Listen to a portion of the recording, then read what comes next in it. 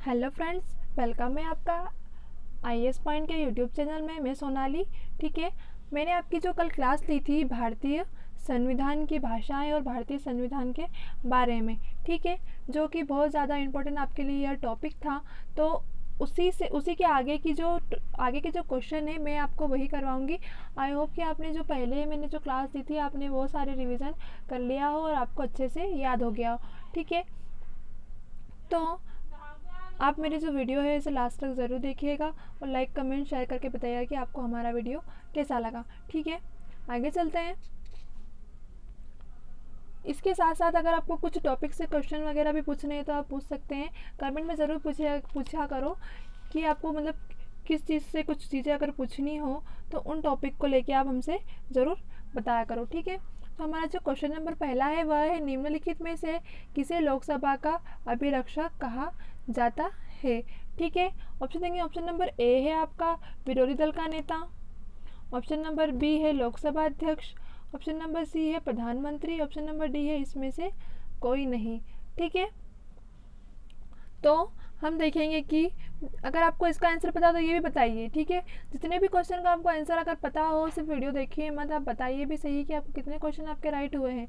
ठीक है, तो देखो, निम्नलिखित में से किसे लोकसभा अभिरक्षक कहा जाता है। ऑप्शन है आपके विरोधी दल का नेता, ऑप्शन नंबर बी है लोकसभा अध्यक्ष, ऑप्शन नंबर सी है प्रधानमंत्री, ऑप्शन नंबर डी है इसमें से कोई नहीं। तो मैं आपको बताऊंगी लोकसभा का अभिरक्षक लोकसभा अध्यक्ष होता है। कौन होता है? लोकसभा अध्यक्ष। ठीक है, अभी वर्तमान में लोकसभा अध्यक्ष कौन है? तो हमारे वर्तमान में लोकसभा अध्यक्ष है ओम बिरला। कौन है? ओम बिरला। ठीक है, आगे देखेंगे हम कि इन्हें अब लोकसभा को कौन संबोधित करता है। तो लोकसभा को राष्ट्रपति संबोधित करते हैं। आगे देखेंगे नियुक्तकर्ता, यह क्या है? तो यह है लोकसभा संसद गण। अब ये कौन नियुक्तकर्ता कौन है? तो लोकसभा के संसद गण है। अब इसका अवधिकाल, लोकसभा का अवधिकाल कितने समय तक का होता है? तो लोकसभा का अवधि जो काल होती है वह कितना होता है? 5 वर्ष अधिकतम, मतलब अधिक से अधिक 5 वर्ष। ठीक है, अब देखेंगे हम लोकसभा का गठन कब हुआ था। ये चीज़ भी आप देख लीजिए कि आप लोकसभा का गठन कब हुआ था। तो लोकसभा का गठन हुआ था 15 मई 1952 में। ठीक है, आगे देखेंगे इसके पहले ओम बिरला क्या थे, मतलब लोकसभा अध्यक्ष बनने से पहले ओम बिरला क्या थे? तो यह थे लोकसभा उपाध्यक्ष थे। क्या थे यह? लोकसभा उपाध्यक्ष। तो मैं आपको वापस रिपीट करूंगी कि लोकसभा संसद के सदस्यों में से ही 5 साल के लिए चुने जाते हैं। ऐसा नहीं है कोई स्पेशली बाहर से नहीं, मतलब ऐसा नहीं है कि कोई दूसरा आएगा, सिर्फ वही लोग संसद के जो सदस्य होते हैं ना उसी में से ही लोकसभा अध्यक्ष चुना जाता है। ठीक है, ये चीज़ आप बहुत याद रखिएगा। अब देखेंगे वर्तमान में लोकसभा के अध्यक्ष कौन है। तो मैंने अभी आपको बताया कि ओम बिरला है। आगे देखेंगे इन्हें संबोधन कौन करता है? तो सभापति महोदय करते हैं। आगे देखेंगे नियुक्तकर्ता लोकसभा के संसदगण। ठीक है, अवधिकाल कितने समय तक का होता है? तो अवधिकाल लोकसभा के कार्यकाल 5 वर्ष अधिकतम। ठीक है, मतलब अधिक से अधिक 5 वर्ष, उससे ज़्यादा नहीं। आगे देखेंगे इसका गठन कब किया गया था लोकसभा का। तो लोकसभा का जो गठन है वह किया गया था 15 मई 1952 में। ठीक है, आगे देखेंगे कि ओम बिरला लोकसभा अध्यक्ष बनने से पहले क्या थे। तो ओम बिरला लोकसभा अध्यक्ष बनने से पहले क्या थे? लोकसभा के उपाध्यक्ष थे। ठीक है, तो हमसे क्वेश्चन पूछा गया निम्नलिखित में से किसे लोकसभा का अभिरक्षक कहा जाता है। तो अभिरक्षक किसे कहा जाता है? लोकसभा अध्यक्ष को। ठीक है, चलिए अगले क्वेश्चन पे चलते हैं। अस्थायी लोकसभा अध्यक्ष को कौन नियुक्त करता है? ठीक है, ऑप्शन देखेंगे। ऑप्शन नंबर ए है आपका राष्ट्रपति, ऑप्शन नंबर बी है निर्वाचन आयोग, ऑप्शन नंबर सी है राष्ट्रपति और ऑप्शन नंबर डी है निवर्तमान लोकसभा अध्यक्ष। ठीक है, इसका अगर आपको आंसर पता है तो आंसर जरूर दीजिए। ठीक है, बार बार बोल रही हूँ कि आंसर जरूर दीजिए। ठीक है, तो हम देखेंगे कि अस्थायी लोकसभा की नियुक्ति कौन करता है। तो पहले मैं आपको कुछ डिटेल्स बताऊंगी। ठीक है, राष्ट्रपति गणराज्य के कार्यपालक अध्यक्ष होते हैं। ठीक है, संघ के सभी कार्यपाल कार्य उनके ही नाम से किए जाते हैं। ठीक है, अब देखो संघ के सभी कार्य किसके द्वारा किए जाते हैं? राष्ट्रपति द्वारा। तो लोकसभा अध्यक्ष को कौन चुनेगा? राष्ट्रपति ही चुनेंगे। तो हमारा ऑप्शन नंबर ए राइट हो जाएगा। ठीक है, अब मैं आपको राष्ट्रपति के बारे में कुछ जानकारियाँ बताऊँगी। ठीक है, तो अनुच्छेद 52 के अनुसार संघ की कार्यपालिका शक्ति उसमें निहित है। कौन से अनुच्छेद में? 53वें अनुच्छेद में क्या है? संघ की कार्यपालिका शक्ति उनमें निहित है। वह भारतीय सशस्त्र सेनाओं का सर्वोच्च सेनानायक भी है। देखो, ठीक है, राष्ट्रपति कौन है? भारतीय सशस्त्र सेनाओं का सर्वोच्च सेनानायक भी है। वह देश का प्रथम नागरिक भी है। अक्सर क्वेश्चन पूछा जाता है कि देश का प्रथम नागरिक कौन होता है। ठीक है, ये आंसर तो वैसे सभी को पता होना चाहिए कि जो देश का प्रथम नागरिक होता है वह राष्ट्रपति होता है। ठीक है, तथा राष्ट्रपति का भारतीय नागरिक होना आवश्यक है। ऐसा नहीं है कि राष्ट्रपति किसी भी देश का आके हमारे देश में बन जाएगा, ऐसा नहीं हो सकता है। भारतीय नागरिक होना आवश्यक है, तभी वह राष्ट्रपति बनेगा। ठीक है, अब देखेंगे हम वर्तमान में हमारे राष्ट्रपति कौन है। आप सभी जानते हो कि रामनाथ कोविंद क्या है? हमारे राष्ट्रपति। ठीक है,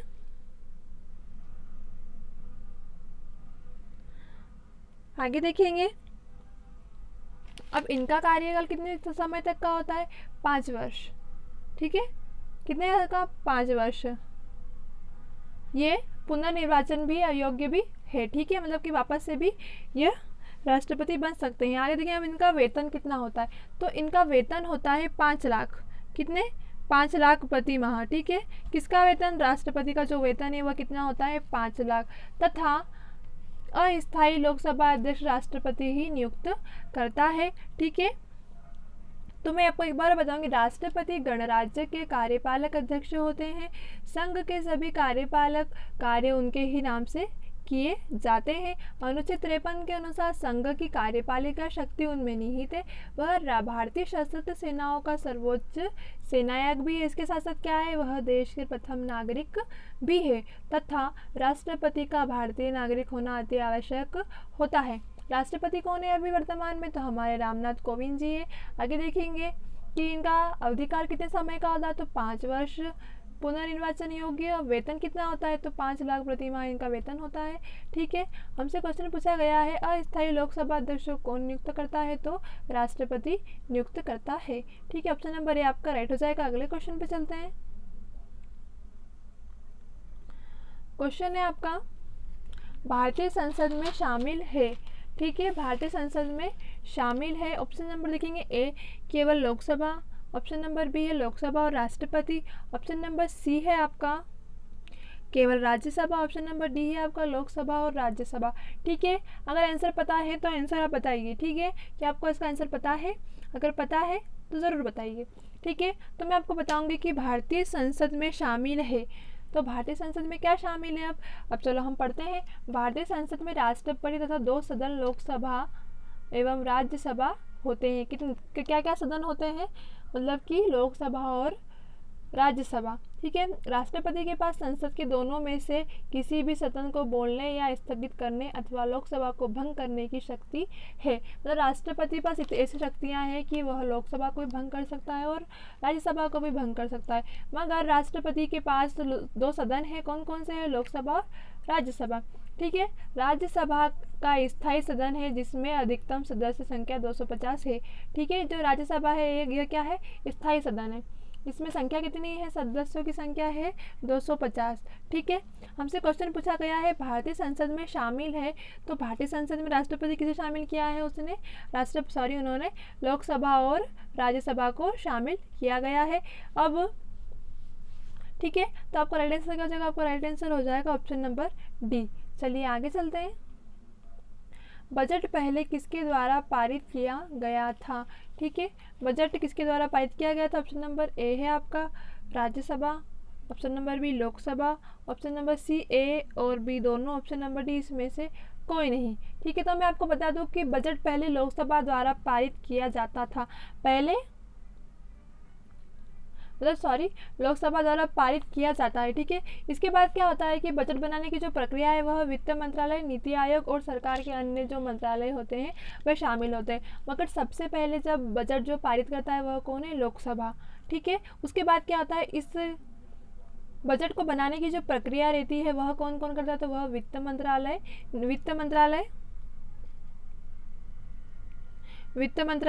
इसके साथ साथ नीति आयोग और अन्य जो मंत्रालय होते हैं ये सभी शामिल होते हैं। वित्त मंत्रालय हर साल खर्च के आधार पर गाइडलाइन जारी करता है। गाइडलाइन कौन जारी करता है खर्च के आधार पर, ये भी क्वेश्चन रहता है कि हर वर्ष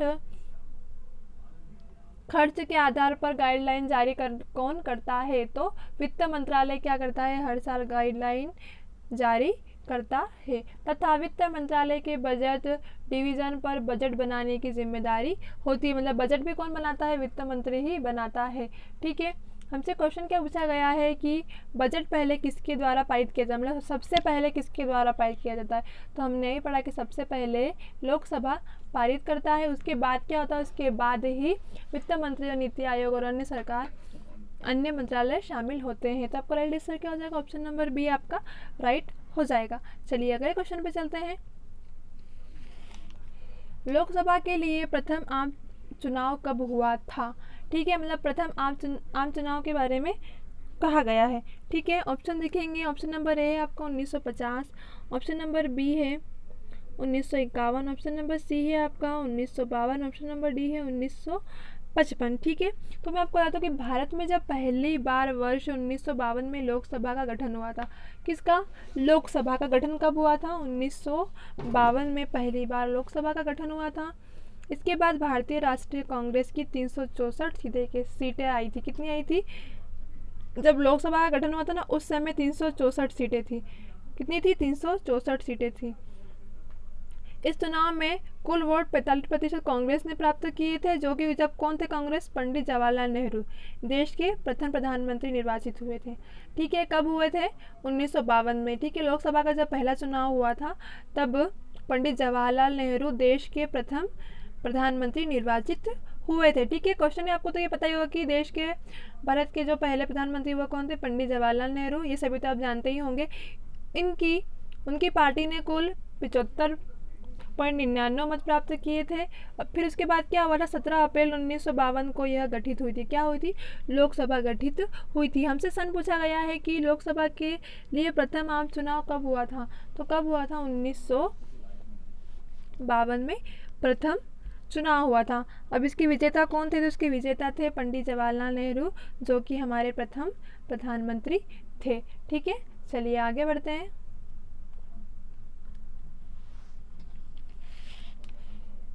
कौन सा राज्य सबसे अधिक प्रतिनिधि लोकसभा में भेजता है। ठीक है, ऑप्शन नंबर ए है आपका Madhya Pradesh, option number B है Uttar Pradesh, option number C है बिहार, ऑप्शन नंबर डी है पश्चिम बंगाल। ठीक है, तो क्वेश्चन है हमसे कि कौन सा राज्य सबसे अधिक प्रतिनिधि लोकसभा भेजता है। आपको राइट इसका आंसर पता है तो आप बताइए ज़रूर। ठीक है, चलिए तो हम देखेंगे कि जो उत्तर प्रदेश राज्य है ना वो सबसे अधिक प्रतिनिधि लोकसभा में भेजता है। कौन भेजता है, उत्तर प्रदेश क्या करता है कि सबसे अधिक प्रतिनिधि को लोकसभा में भेजता है। तो हमारा राइट आंसर क्या हो जाएगा, ऑप्शन नंबर बी हमारा राइट हो जाएगा। ठीक है, चलिए आगे बढ़ते हैं। कौन सी लोकसभा के 4 चुनाव चरणों में संपन्न हुए थे। ऑप्शन नंबर ए 13वीं, ऑप्शन नंबर बी 14वीं, ऑप्शन नंबर सी 11वीं, ऑप्शन नंबर डी है आपका इसमें से कोई नहीं। ठीक है, तो लोकसभा के जो 4 चरण हुए थे, पहला, दूसरा, तीसरा और चौथा। ठीक है, अब इन्हें किसमें गठित किया गया है, तो इन्हें 14वीं में संपन्न हुए थे। कब, ऑप्शन नंबर बी आपका रेड हो कि लोकसभा चुनाव के जो 4 चरण थे यह 14वीं में संपन्न हुए थे। तो आपका राइट आंसर क्या हो जाएगा, आपका राइट आंसर हो जाएगा ऑप्शन नंबर बी आपका रेड हो जाएगा कि 14वीं। चलिए आगे बढ़ते हैं। राष्ट्रपति द्वारा राज्यसभा के कितने सदस्यों को नामित किया जाता है, मतलब कि राष्ट्रपति कितने सदस्यों को चुनता है। ठीक है, ऑप्शन देखेंगे, ऑप्शन नंबर ए है आपका 10, option number B 5, option number C है कुल सदस्यों का 5वां भाग, ऑप्शन नंबर डी है 12। ठीक है, तो हम देखेंगे कि राष्ट्रपति द्वारा राज्यसभा के कितने सदस्य नामित किए जाते हैं। ठीक है, तो संविधान के अनुच्छेद 80 में राज्यसभा के सदस्यों की अधिकतम संख्या कितनी है, 250 निर्धारित की गई है। कौन से अनुच्छेद में, 80 अनुच्छेद में कितने कितनी संख्या है? 250। संख्या कितनी है? 250। ठीक है, अच्छे से बता देती हूँ। 80 अनुच्छेद में सदस्यों की संख्या 250 बताई गई है। इसके बाद देखिए, जिसमें 12 सदस्य राष्ट्रपति द्वारा नामनिर्देशित किए जाते हैं। ठीक है, मतलब कि जो 12 सदस्य है वह राष्ट्रपति चुनता है। कितने सदस्य? 12 सदस्य कौन चुनता है? राष्ट्रपति 12 सदस्य चुनता है।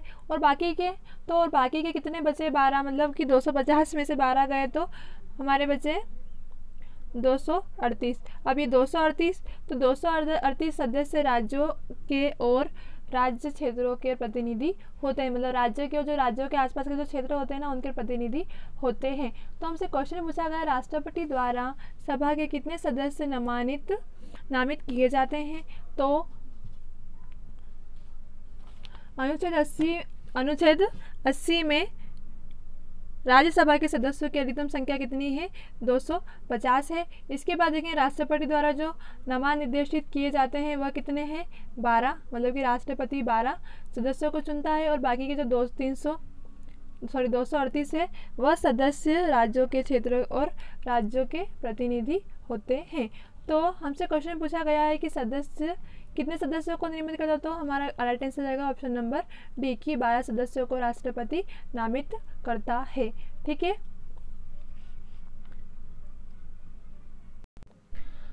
तो मैं आज के लिए आपका एक क्वेश्चन रहेगा, जो आपको इस क्वेश्चन का आंसर आपको कमेंट में ज़रूर देना है। ठीक है,